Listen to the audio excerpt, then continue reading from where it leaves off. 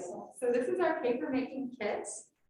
It has the binder, which has the tracking as well to make sure we track who is participating in the program. It's also identifying how many of the kits we have. So this is with kit number 1. We do have a picture of how it would look if you put it back nicely, but this is a kind of messy project. So don't worry if it gets a little messier than this. It's also a way to kind of check that you have everything in the bin. In the lesson plan, we do mention counting or checking the materials. You don't have to be like crazy about it. You don't have to check that there's 100 petals in it. You just want to make sure that these materials are all here for the next workshop that has them, and that nothing kind of walks away. This binder really has a teacher guide for paper making, but all of the information for students are in these little envelopes, which I will explain. A couple other things, you're going to need a power source for the blender. So making sure you have an extension cord or a plug where it's not going to be tripped over, it's not really a hazard to anyone. I highly recommend, even if they're all 17-year-olds, that you manage the blender. They're going to be very curious about it or not, but making sure that they know that only you are using the blender, that's going to save a lot of headaches. There's a couple of ways to make the pulp. In the guide, they say you can do this right before the lesson. I've also seen people soaking the pulp the night before to get a really loose consistency. So I would maybe recommend that, getting a little paper, soaking it in a bowl overnight, and then bringing that what's called slurry to the lesson so that it's just broken up a little bit further. We do, however, have this cotton pulp rag to make more of a paper quality. So if you're like, oh no, I didn't do the overnight, I just need to throw things in there, this will help give more of a paper quality. But overemphasizing that we're reusing things in our environment for this reuse kit. If it's too liquidy, you can put a little bit of cornstarch in here, and there will be a recipe for the slurry in the binder. We're still trying to figure out what is the best method for the libraries. And also using a little bit of glue will help with the consistency as well. Once you have the pulp made, you're going to pour it into one of these water catchment bins for the slurry. The other one is going to stay dry. Each pair of students, so I think 12 students for this kit, will get an envelope. The reason it's in this plastic envelope is so that wet materials aren't going to soak the other things in the kit. In the front envelope, we have a guide, and this is really great for students too, so they can do each step. And these are called couch sheets. This is just part of the process. But this type of material, they can be housed in the front of this lovely envelope. Within this envelope too, we have the hand molds. There's 3 pieces to this process, or 4 pieces, sorry. And I'll show you how to do that in a moment. Also included in these envelopes are a pack of flower petals, which came with the hand mold, and a sponge. You just want to make sure those things go back into here when it's cleanup time. Best way is to kind of show the students how to clean up and what you're looking for, and then have them do it too, and then you can monitor how they're cleaning up. Okay, so once you have the slurry in here, you're going to remove this this gray cover and make sure that these 3 items are stacked so that the spring's in the middle. It's up to you whether you want to encourage the students to put their hands into the slurry. It might be fun, but basically you're going to pull the hand mold in and then let it kind of slurry on top. I don't know if that's an appropriate term, but I'm gonna use it. And it might be tricky for some who've not done this before. Who's done paper making before? Okay, 2 people, awesome. And there are different methods out there. Usually, or sometimes they have really big screens. So we're trying to keep them small just for the purpose of this workshop. So the slurry is gonna form on top, and it's okay to let it drip for like 8 to 10 seconds. And then once you get like a nice layer, you're going to transfer it over here, remove the decal, which is sitting on here, and you're going to use this gray cover sheet. This is when students can use the sponge to kind of get the excess water. We also have lots of tools that you can use. Maybe someone doesn't want sponge hands. I personally hate sponge hands, so the smell of it. So using a spoon, we also have these printing layers. trying to just get a lot of accessible tools for this process. But first you want to really get the excess water out, and then you remove this screen. Say it's gray. I see green. Me too. Okay, thank you. This couch sheet is really cool because they're reusable. So it's something you definitely don't want to throw away, and there's 2 of them. So you want to place it on top, and mostly by this time it would be pretty thin, the layer. And one thing you might need is like a folder or maybe some newspaper to kind of set these products on. Here's the other couch sheet. Oops. And you kind of just want to let it dry. Just kind of hugging the material there. I forgot to mention there is duct tape in most of these, some of these kits. This is if you have tablecloths that you want to kind of secure down, or signage, anything that would be helpful for your workshop. They're not necessarily needed for the art project themselves, just for maintenance and cleanup. So yeah, having a space to dry these. I recommend setting up these stations kind of far apart so kids have enough room to work, because they're going to be kind of moving in these steps. Let's see. So you'll have your instructional guides here. If you have a different method and it's worked for you, by all means do that. Make sure the materials work with that process. Let's see. Once students are pretty familiar with the procedure and they've made a couple on their own, that's when I would encourage them to add in food coloring or seeds to kind of advance the next level of paper making. But definitely put the seeds on once it's on the thing, right? You don't want to put it in the water. Yes, thank you. That's a good distinction. Yeah, they may get lost in the slurry. So kind of the final steps would be the food coloring and the seeds. With their petals. And yes, thank you so much. The petals also, I didn't keep them over here because they do kind of live in this area, but this would be a kind of second step for the paper. There's not a lot of petals, and each bin, you haven't heard this yet, holds 2 workshops worth of supplies. So if you are getting it, just anticipate that the materials used or that you have are going to be used for another workshop. Or maybe you're the second workshop and you're hoping that there's materials in there for you. So if we're all even about it, then we should have enough. If you're really missing something, please let us know, and Shante, and we'll try to get it to you. Like this goes missing, that's probably something you're going to want to need. Let us know for replacement. Let's see. Once the students are in the process of kind of doing it on their own, we have some recycling engineering inquiry questions. To kind of ask them, what do you think it's like for people who have to make paper? What kind of methods and things that they have to think about when they're making a material? So those questions are here. You're not testing them or anything, you're just kind of getting them engaged in the thought process of changing those materials. Esme, did you want to say anything about the seeds? Sure.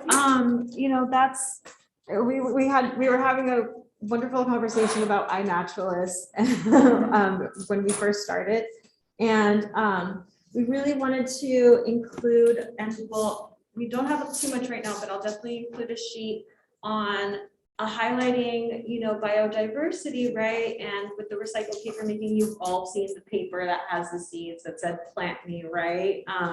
So if the student doesn't want to take that home, for sure, I mean, that's maybe something that you guys can give away to patrons, bookmarks, or with a display on local biodiversity.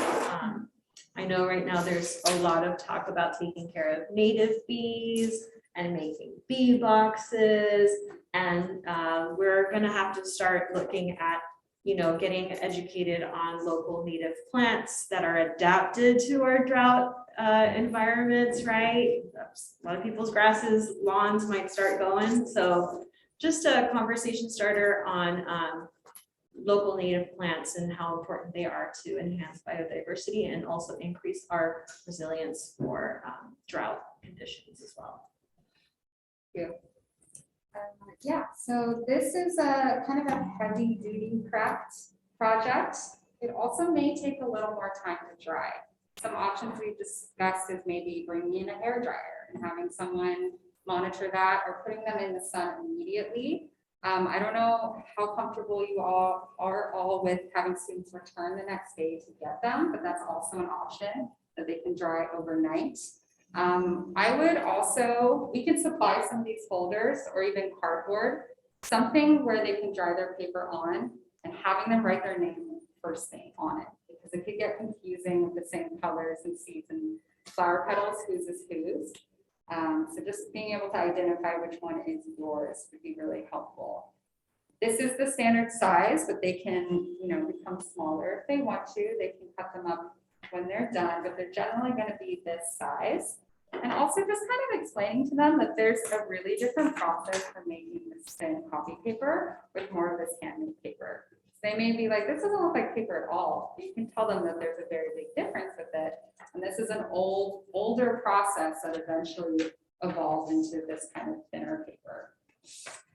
That is all. So yeah, a power cord for the blender, making sure to monitor it, turning it off if you're going to a station to help a student. Going through the guide beforehand, maybe even doing a practice run before the students arrive. You're more than welcome to come up now and kind of look at the materials if you'd like to, ask any specific questions. I think that's it for paper making, and then pretty much making sure everything is as dry as it can be and placed in here in an organized fashion so that the next workshop doesn't have to feel chaos and we're ready to go for that workshop. That's one thing we should provide, maybe some rags, some t-shirt rags. Oh yeah, we can use the t-shirt rags. It's a great idea. I love that. Perfect. I know you said it, but it just happened kind of quick for me. Incorporating the flower petals or leaves or the seeds. Sure. What stage is that again? So it's in this one. I'll walk you through the whole process again. So once you have the slurry and it's a good enough consistency, and maybe the first batch is too watery, that's fine. And make a second one with a different amount of materials. Putting a little bit into this water attachment bin, then going through the process of it. Okay, well, there's another screen there. Adding it to here. And then this is kind of like the drying area. And this is where it's still kind of wet. So you can add like the flower petals and the seeds or the food coloring. And when that's kind of set, you can remove the stipple and then use the couch. Oh, there it is. Kind of let it just be snugly in there for a moment. So this is the step. Making a slurry with the food coloring could be an option, but you might get a lot of waste out of it. So it might be better to do it in this stage right there. We didn't really anticipate it needing two. We had some plastic bins before, so we may even identify this. Like this is the dry one. This is the wet one when you guys get it. A little bit more. I do have a question, actually.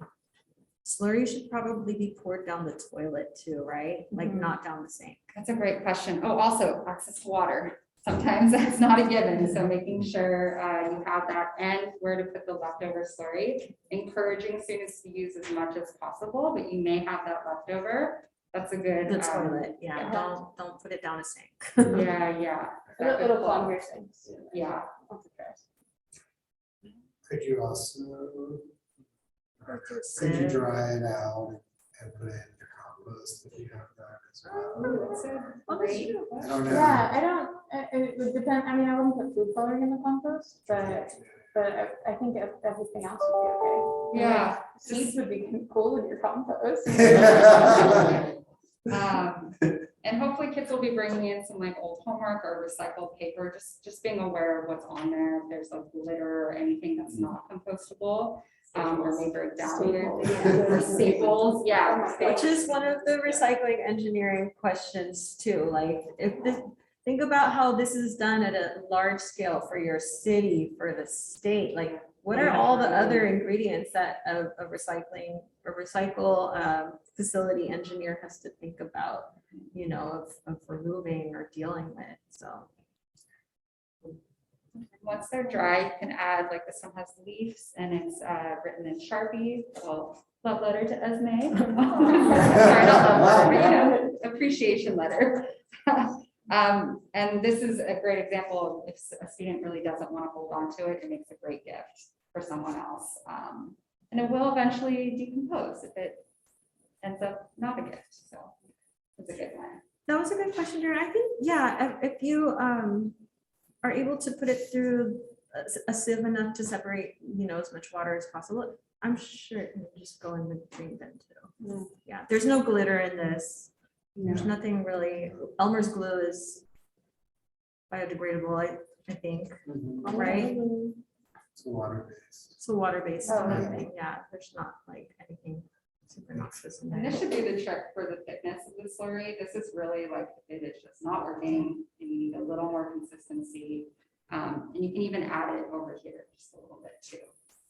Does the lesson plan have sort of an estimate of how much paper, like? Yeah, Sure. we mentioned, let's see, newspaper, which is sometimes hard to come by, 20 pages of newspaper or 20 sheets of scratch paper. And that could be between two students. They don't need to make a whole book of paper, it's just getting the process done. But that's a great thought to maybe have extra paper for them in case they didn't bring it. And we, in terms of equity, we don't actually know if students are able to bring certain things in. So we want to make sure we have some materials for them as best as we can.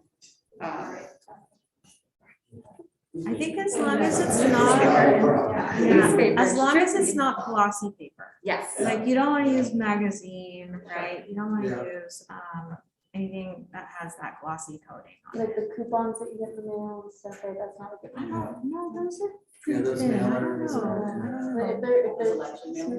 Oh, God, no. Oh, my Oh, they're goodness, the that's worst. always a different high horse will get it. Yeah. But Maybe having not. those different paper types out as like your intro and having students like feel the difference and that's seeing what they true. can share will be a great tactile warm up as well. And then once they're out of this workshop, they'll start noticing these materials. Like, oh, can I make paper out of that? Or can I put that in my compost? So it's just Right. continuing that inquiry beyond the workshop. Any questions?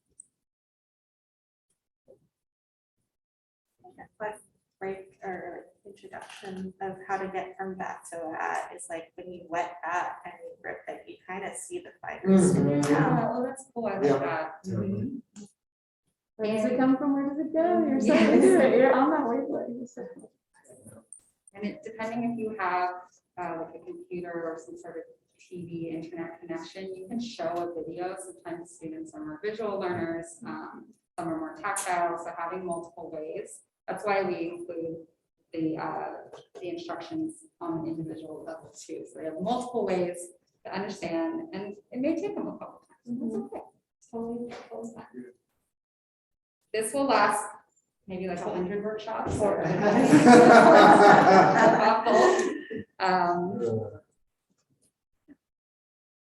cool. And last thing, I don't know if anyone came in late, but these handles are very flimsy, so I definitely don't recommend relying on them when you're lifting these in. These aside. You may even put a little.